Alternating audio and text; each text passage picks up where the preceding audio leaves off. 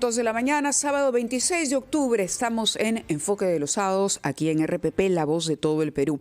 El tema de la inseguridad, habríamos comentado en el programa, al inicio, luego de saludarlos, los últimos anuncios que ha hecho el jefe del gabinete, Gustavo Adriancén. Incluso se ha referido a este decreto o que se publicaría, se conocería para ver cuáles son las nuevas reglas o parámetros bajo los cuales se va a utilizar motocicletas para trasladarse en la ciudad.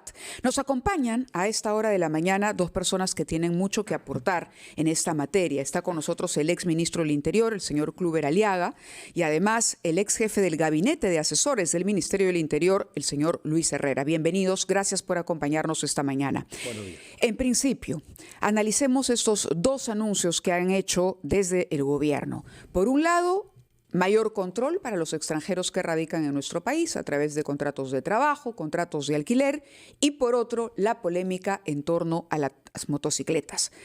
En ambos casos, dirían ustedes, como muchos críticos, que se trata de medidas populistas, exministro. Bueno, efectivamente, es totalmente populista y alejada de la realidad. ¿Por qué te digo?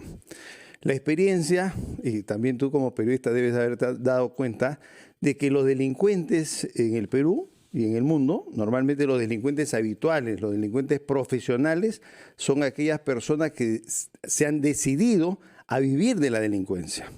Entonces, nuestra puntería como Estado debe ser contra ellos. ¿Qué es lo que se tiene que hacer? No soltarlos con absoluta facilidad. Si solamente nosotros no soltamos, o sea, Fiscalía y Poder Judicial no suelta a los delincuentes habituales, profesionales, que generalmente son los que integran bandas, organizaciones criminales y se dedican a cometer delitos violentos, si solamente no sueltan con facilidad o con rapidez, la incidencia delictiva en el país disminuye enormemente. ¿Por qué? Ok, pero le está dando ahí entonces le está dando la razón cuando el ministro dice o cuando la propia presidenta dice que ellos están haciendo las cosas bien, pero la Fiscalía lo está haciendo mal. Por eso te digo, caso Loco Cris. ¿Cuántas veces fue capturado el Loco Cris? Si a la primera que fue capturado no fue puesto en libertad, ese señor no hubiera seguido cometiendo delitos. Hemos visto el caso de Trujillo, del Mochadedos. ¿Cómo lo van a soltar? Es decir, acá hay una absoluta incompetencia de personas que tienen que velar por la seguridad de los peruanos y no saben a quién están poniendo en libertad. Están poniendo en libertad a delincuentes que lo único que saben hacer, ¿no?, mayormente en estos casos, estoy hablando de delitos, delincuentes profesionales, es cometer delitos. Y lo único que quieren hacer es cometer delitos. Entonces, a esas personas no se les puede dar libertad. Lo que tenemos que hacer es a ese tipo de delitos, ¿no?, juzgarlos, investigarlos con detención, no en libertad. En libertad será para aquellos delitos que no son violentos. Por un delito violento te trauma de por vida. Si, por ejemplo, hemos visto casos en que han matado al padre de una criatura y el niño ha visto cómo han matado al padre o a la madre. O los Entonces, alumnos de quedan traumados de por vida. Entonces, ese tipo de delincuentes no pueden ser puestos sin libertad alegremente bajo el pretexto de discrecionalidad o bajo el pretexto de que, no, mis funciones, yo soy autónomo en mis funciones. Esa autonomía tiene que estar correlacionada con criterio, buen juicio. Estamos y ajustable. Desde el diagnóstico. Entonces, señor Herrera, ¿usted coincide en que el mayor error o la mayor debilidad de la lucha contra la delincuencia está por el lado de la Fiscalía? En parte. Y digo en parte por lo siguiente. Porque efectivamente en los últimos 20 años el delito se ha quintuplicado en el Perú, producto de la implementación de un modelo garantista que ha relajado la capacidad del Estado de imponer la ley. Pero ese es parte del problema. El otro problema es que el Estado mismo ha hecho eco y ha tomado para sí este garantismo. Lo que dice el ministro y lo que dice el primer ministro y la presidenta de que el sistema de justicia no los deja, tampoco es cierto porque, a ver, justamente este gobierno, ahora último, 5 de octubre de 2024, ha emitido la resolución ministerial 1098-2024. ¿Qué significa esta resolución ministerial? Ha aprobado lo que se conoce como el uso de las reglas de enfrentamiento de las Fuerzas Armadas, en base a una resolución ministerial del 2018, 963, que aprueba las reglas de enfrentamiento que tiene que tener la Policía Nacional del Perú. ¿Dónde está el problema aquí? Estas reglas de enfrentamiento lo que dicen es que todo el accionar de nuestra policía y de nuestras Fuerzas Armadas tiene que seguir un conjunto de pasos para defender a la víctima. Pero mire lo curioso de estas normas. ¿Qué define como víctima? Víctima del delito y víctima del abuso del poder. O sea, las reglas de enfrentamiento vigentes de la Policía Nacional y de las Fuerzas Armadas dice, cuidado, no solamente tienes que proteger a la víctima del delito, también tienes que proteger al delincuente. Entonces, bajo ese modelo garantista nunca vamos a poder derrotar el crimen porque tenemos la capacidad del Estado de imponer la ley amarrada. Ningún efectivo policial, ningún efectivo militar con estas reglas de enfrentamiento puede hacer nada realmente. Por eso es que los fiscales terminan denunciando al personal policial y militar por normas que el propio Poder Ejecutivo promulga.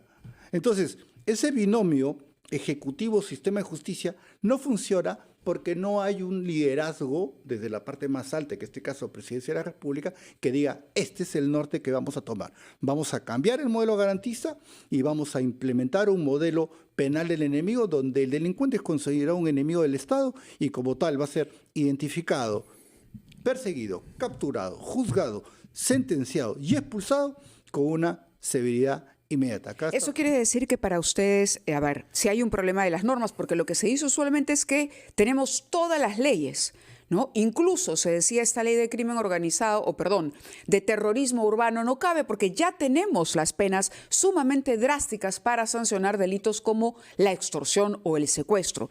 Es decir, necesitamos nuevas leyes. Eso es lo que no, lo que necesitamos es liderazgo. Liderazgo. Sí, indudablemente que falta liderazgo, pero faltan muchas cosas más. Hay digamos, necesidades básicas. Una necesidad básica es tener una policía empoderada. Una policía empoderada, ¿qué quiere decir? Una policía bien formada, bien capacitada, una policía bien equipada y con los instrumentos legales que le permitan hacer su trabajo bien. Eso no tenemos. Hemos tenido una policía que ha estado olvidada, que no ha tenido el equipamiento, no ha tenido el interés, ha tenido mucho manoseo político. Ha habido muchísimos casos en que se ha dado de baja al personal policial porque simplemente no se allanan a los caprichos de los políticos. Es decir, hemos tenido una policía debilitada y ahora tenemos una delincuencia fortalecida. ¿Qué quiero decir con esto? Que lo estratégico, ¿qué cosa es? Para hacer frente a la inseguridad ciudadana y para promover las condiciones de desarrollo necesitamos seguridad. Y para tener seguridad necesitamos empoderar a la policía. Tenemos que mejorar a la policía. Esa es una decisión estratégica que conviene a todos los peruanos y conviene a todos los sectores de la economía nacional. Con seguridad vamos a tener más trabajo y más crecimiento en todas las áreas. Ahora, ¿qué responden ustedes al clamor de quienes dicen que salgan las Fuerzas Armadas a ayudar a la policía, que tomen el control, por lo menos durante el estado de emergencia, las Fuerzas Armadas, señor Herrera? Pero bajo las reglas de enfrentamiento que existen, la Fuerza Armada solamente puede salir a patrullar.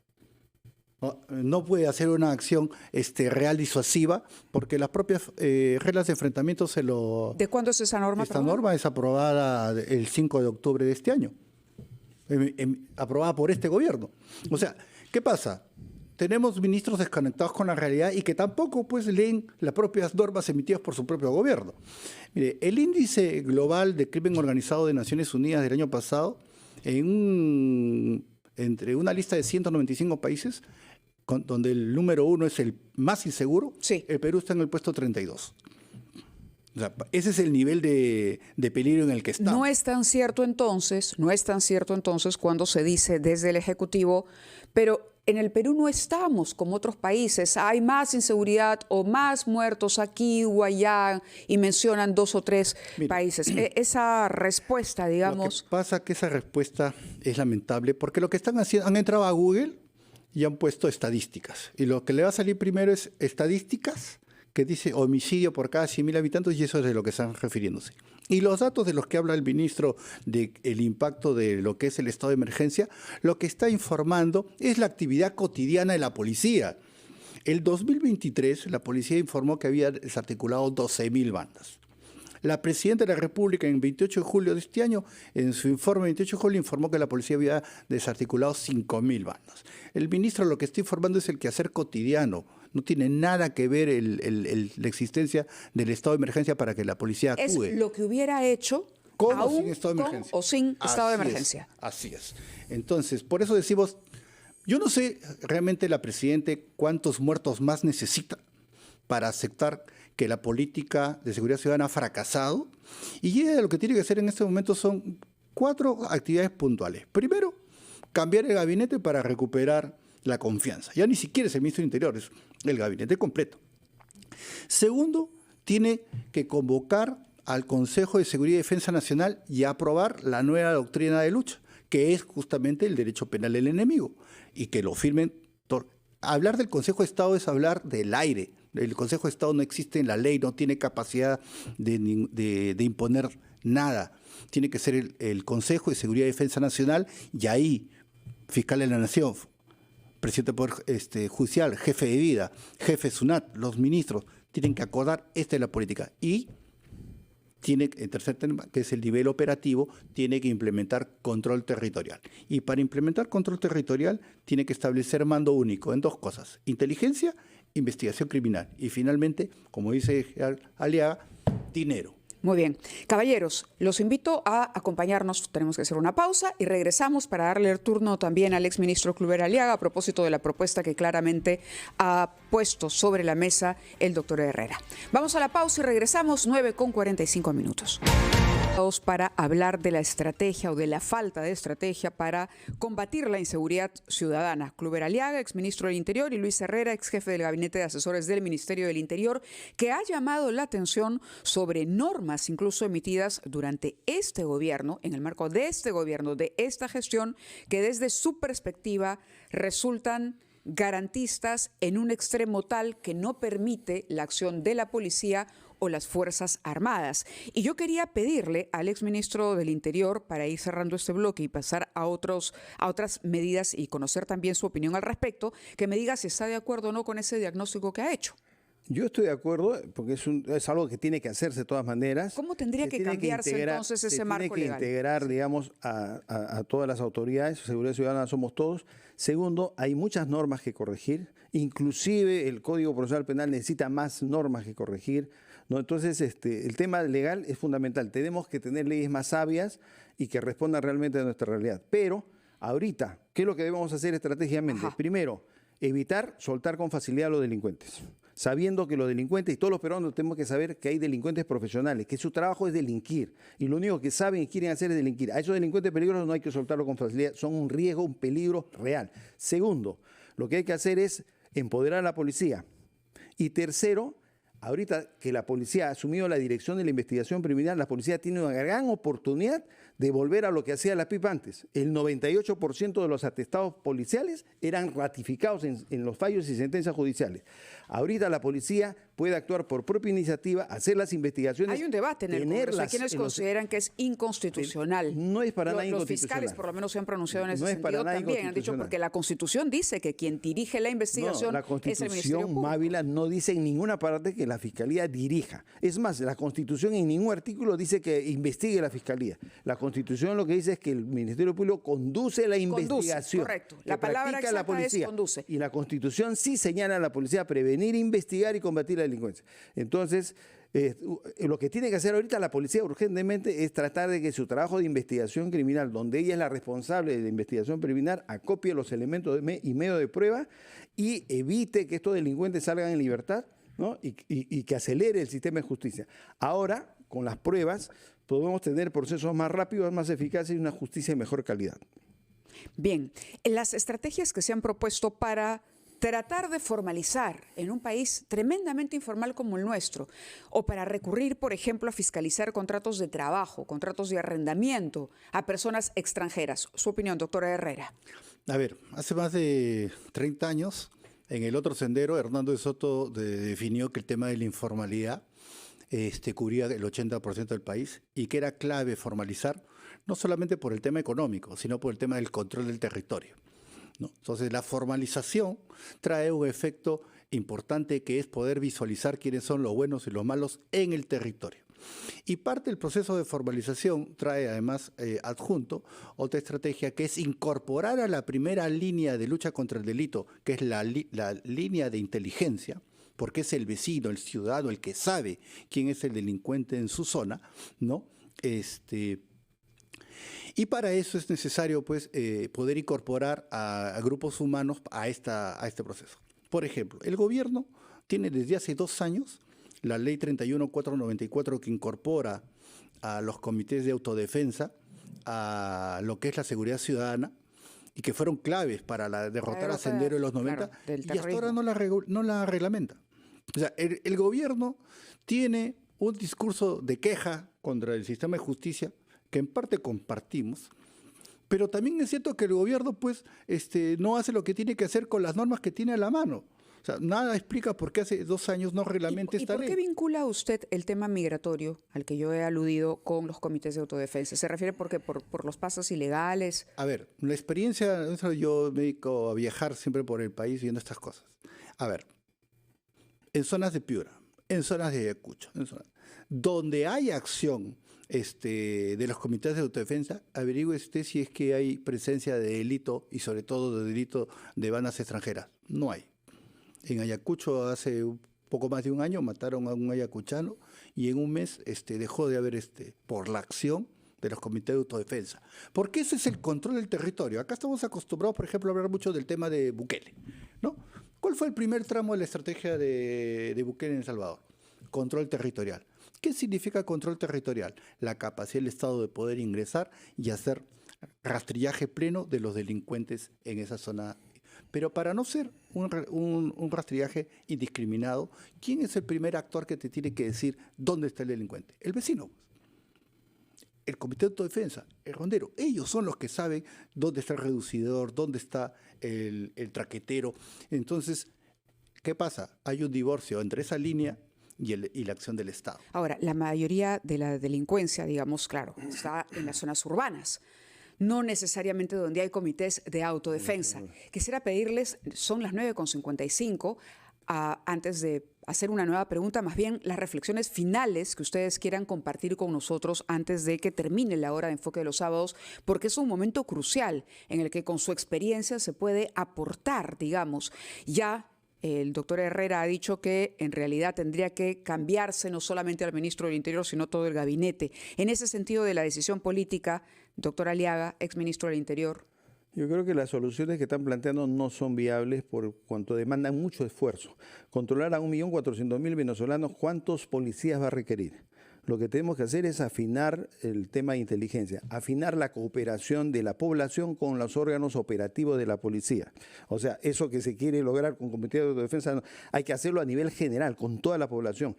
¿Qué es lo que se hace normalmente cuando se hace un trabajo operativo? Se buscan informantes colaboradores en todas las zonas rojas. O sea, tú tienes que ir contra los delincuentes, no puedes irte contra los 34 millones de personas, vas a perder el tiempo. Tienes que afinar tu puntería. ¿Y para eso qué necesitas? Información procesada, información de inteligencia que te permita direccionar tus esfuerzos operativos. Es lo que tenemos que hacer ahorita. No hay tiempo para perder, digamos, en temas burocráticos. Eso que lo hagan las entidades administrativas del Estado. La policía tiene que enfocarse a aspectos operativos y para eso requiere el apoyo y la colaboración de la población, que es la primera fuente de información. Por ahí va el camino. Minutos finales para... No, es que efectivamente hay que incorporar en el caso de las ciudades la estrategia de barrio seguro, arma lo que son los comités vecinales, y que es el gran reclamo de las marchas que estamos viendo en este momento, ¿no? Entonces yo creo que la presidenta Boluarte tiene, si no, la última oportunidad de mostrar un cambio. Tiene que hacer cambio de gabinete, cambio de ministro, y también hay que cambiar, y hay que decirlo claramente, toda la dirección del Ministerio del Interior. Porque, ¿qué pasa en el Ministerio del Interior? Tenemos funcionarios de larga data que, como ha señalado el general Aliaga, viven pues en el marco teórico legal, pero del tema operativo, simplemente el dato, por ejemplo, del Ministerio de Economía y Finanzas, el amigable, temas de implementación tecnológica que tienen años, como es, por ejemplo, los sistemas de huella dactilar, para el control de armas, ejecución, cero. Que quieren comprar cámaras, 5.000 cámaras, pero si no son capaces de ejecutar 35 millones de soles. O sea, ¿de qué estamos hablando? El ministerio por dentro es ineficiente. Tenemos que hacer un cambio completo en el ministerio, ¿no?, para poder operativizar las estrategias. Y si realmente la presidenta no tiene capacidad de hacer cambio, creo que lo que tendría que estar pensando por el bien del país es pues renunciarlo. ¿Tanto así? Sí, es que lo que pasa es que exponer al Así Perú, de grave consideran la situación. Mire, todos los estudios nos dicen algo bien claro. La mayor amenaza para el país es el crimen organizado y la penetración del dinero en la política. Si nosotros no paramos esto ahora, el 2026, este tema puede ser irreversible. Esa es la gravedad del tema. Entonces, un año y medio más de desgobierno afecta a todo el país. Muy bien. Gracias a nuestros invitados por estar esta mañana con nosotros. Ha sido muy interesante poder escucharlos, tanto al exministro del Interior, Kluber Aliaga, como al ex jefe del Gabinete de Asesores del Ministerio del Interior, el doctor Luis Herrera. Gracias nuevamente y buenos días.